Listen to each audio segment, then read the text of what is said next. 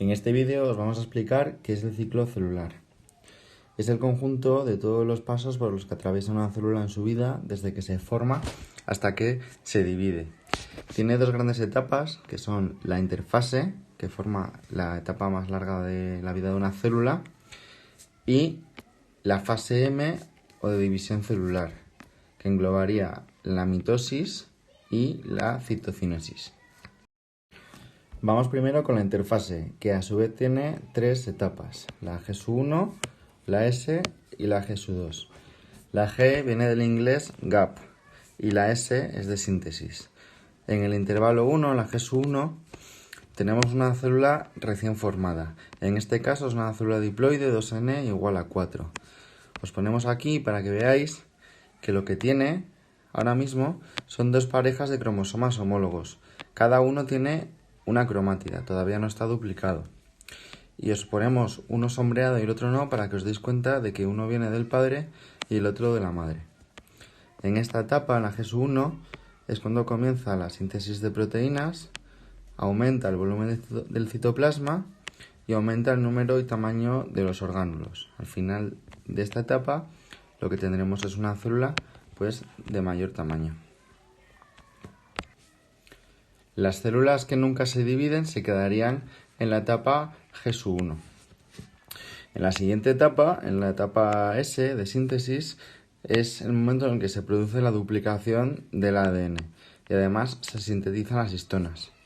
En este momento ya cada cromosoma de cada cromática se ha duplicado la información y cada cromosoma ya tiene dos cromátidas. Y en la siguiente etapa, en la G2, la célula ya sintetiza proteínas preparándose para la división. Además, los centriolos se han duplicado y los cromosomas se empiezan a condensar. Es en este momento en el que la célula, si ha alcanzado el volumen adecuado, si ya tiene las suficientes proteínas, si ya se han duplicado los centriolos y además detecta en el medio que hay suficiente alimento, ya pasaría a la siguiente fase, la fase de la división celular, en la que a partir de una célula saldrán dos células hijas idénticas. La división celular, la fase M, comienza con la mitosis, que a su vez tiene unas cuantas fases. En la mitosis lo que se produce es la división del núcleo celular de tal manera que se van a obtener dos células hijas que son idénticas entre sí. Es una forma de reproducción asexual que es común a todas las células eucariotas. En el ejemplo que estamos poniendo aquí estamos viendo células animales.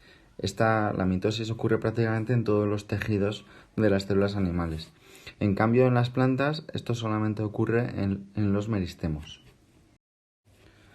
Vais a ver que hay dos estructuras del citoesqueleto que tienen un papel protagonista en la mitosis, que son los centriolos y el huso mitótico. Y es importante señalar que la mitosis en realidad es un proceso continuo, lo que pasa es que nosotros lo estudiamos en etapas para poder distinguir mejor lo que ocurre en cada una de ellas. Y distinguimos cuatro etapas: la profase, la metafase, la anafase y la telofase. Vamos a ir viendo una por una qué es lo que ocurre en cada una. Empezamos por la profase y recuerdo que habíamos dejado a la célula en la fase G2 comenzando a condensarse los cromosomas. Pues aquí ya están los cromosomas con la cromatina condensada en forma de cromosomas. La membrana nuclear está desapareciendo, el nucleolo desaparece también. Los centriolos que se habían duplicado va cada uno a cada extremo, a los polos de la célula, y se empieza a formar el huso mitótico. Vuelvo a recordar que la información, las cromátidas se habían duplicado en la fase S de la interfase.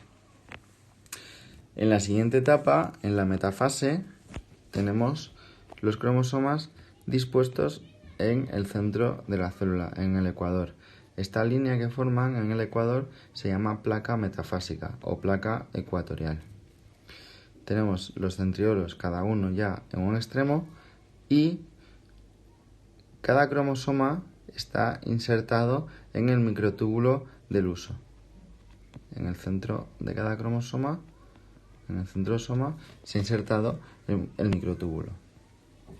De tal manera que en la siguiente fase, en la anafase, esos microtúbulos se contraen.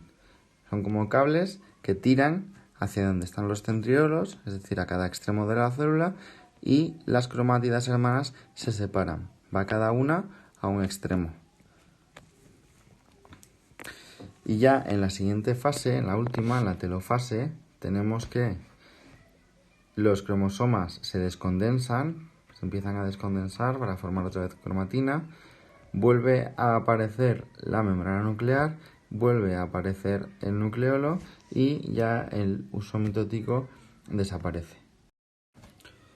Al finalizar la telofase, es decir, al finalizar la mitosis, lo que se produce ya es la citocinesis, que es la separación de la célula madre en dos células hijas, que son exactamente iguales entre ellas. En este caso de las células animales se crea un anillo contráctil de actina y miosina que lo que hace es estrangular, creando un surco de segmentación que estrangula a la célula madre hasta que las dos células hijas se hacen independientes. Ya tenemos, cada célula hija tiene la misma información genética que la hermana y tanto el citoplasma como los orgánulos se reparten entre las dos células hijas. La información genética que tiene cada una de ellas es la misma. Si recordáis, partíamos de una célula hija que tenía 4 cromosomas, cada uno con una sola cromátida. En la fase S se duplicaba la información y al finalizar la mitosis esa información se reparte entre las dos células hijas.